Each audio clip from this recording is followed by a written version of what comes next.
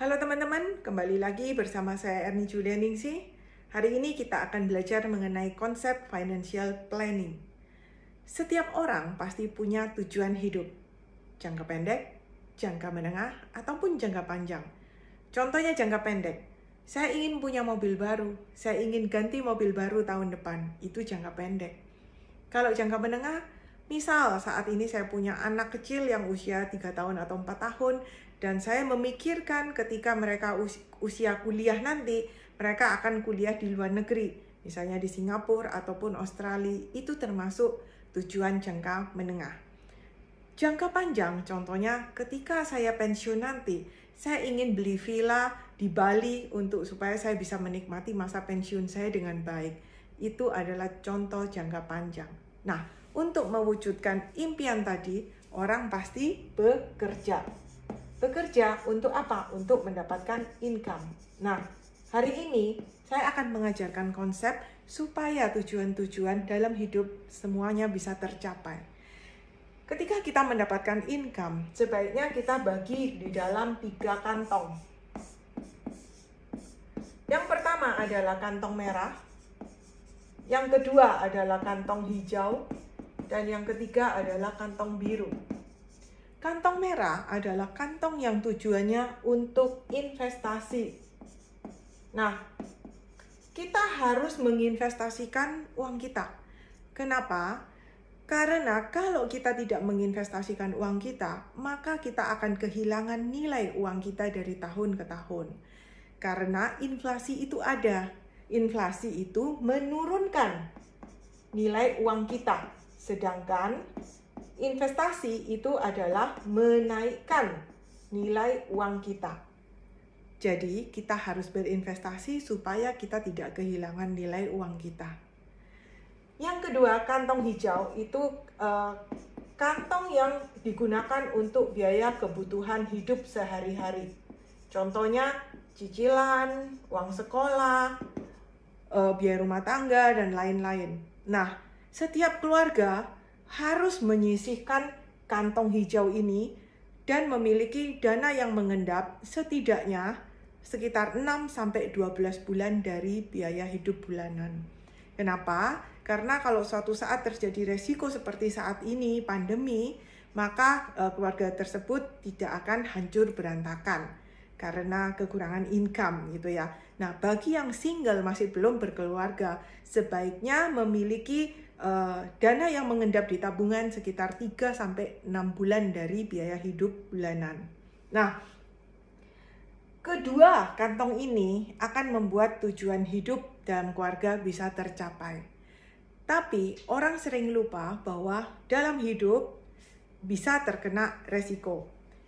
Gimana kalau terkena resiko seandainya sakit kritis, atau bahkan dipanggil Tuhan? Maka kebutuhan income yang diberikan untuk keluarga pastinya akan berantakan. Nah, untuk itulah kita perlu menyiapkan kantong yang ketiga, yaitu kantong untuk dana darurat. Nah, apakah kantong ini dalam bentuk asuransi?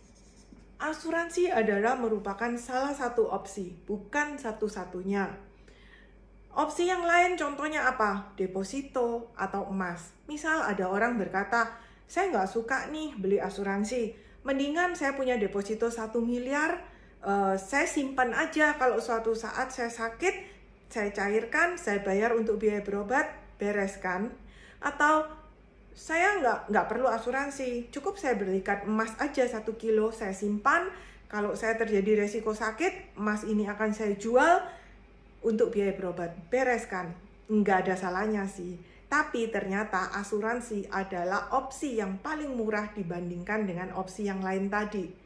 Nah, bayangin teman-teman ya, untuk punya manfaat perlindungan asuransi dengan limit 5 miliar per tahun dan limit booster 30 miliar, ternyata biaya asuransinya kecil sekali. Bahkan bisa diambil dari bunga deposito yang kita simpan.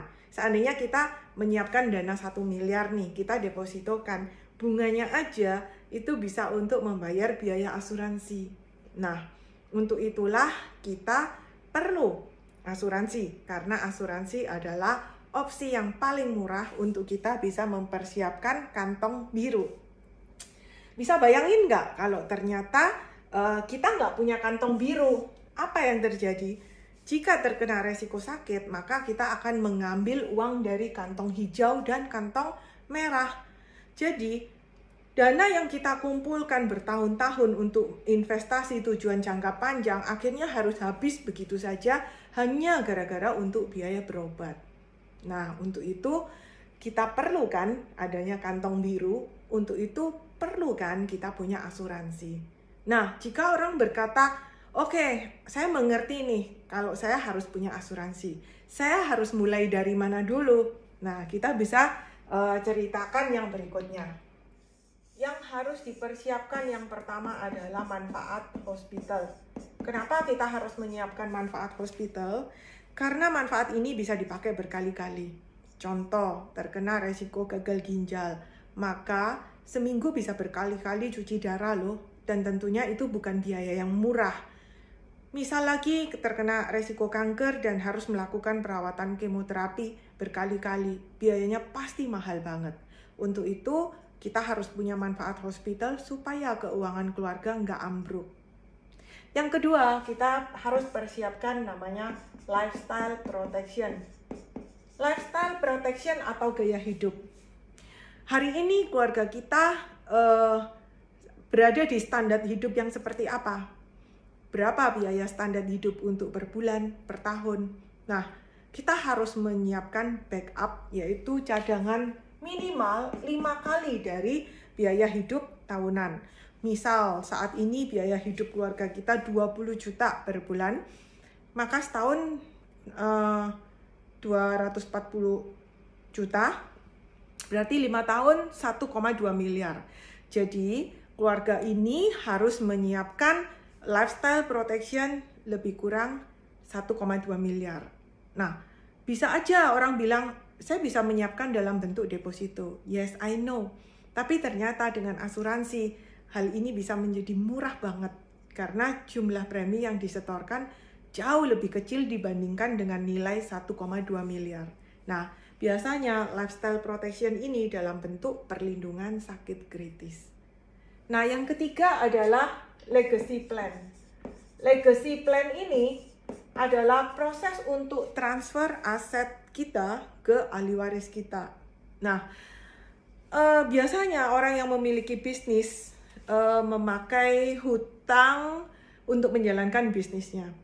Dalam kondisi pandemi seperti ini, biasanya orang untuk survive dalam bisnisnya menambah hutang lagi. Artinya tanggung jawab kita semakin bertambah. Nah, gimana kalau misalnya terjadi resiko berpulang sebelum hutang itu lunas? Pasti akan menjadi beban buat keluarga, bukan?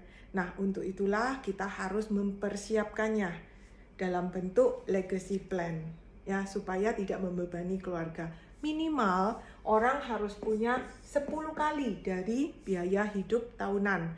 Contoh biaya hidup 20 juta per bulan, berarti minimal keluarga tersebut harus menyiapkan 2,4 miliar atau setidaknya setara dengan hutang bisnis yang masih tersisa sehingga tidak membebani keluarga. Nah, inilah teman-teman contoh dari basic ya yang harus dimiliki oleh setiap keluarga, dimulai dari perlindungan hospital, perlindungan sakit kritis, dan uang pertanggungan yang akan ditinggalkan ke ahli waris kita. Nah, teman-teman, semoga sharing saya ini berguna. Stay healthy, stay productive, dan sukses buat 2020.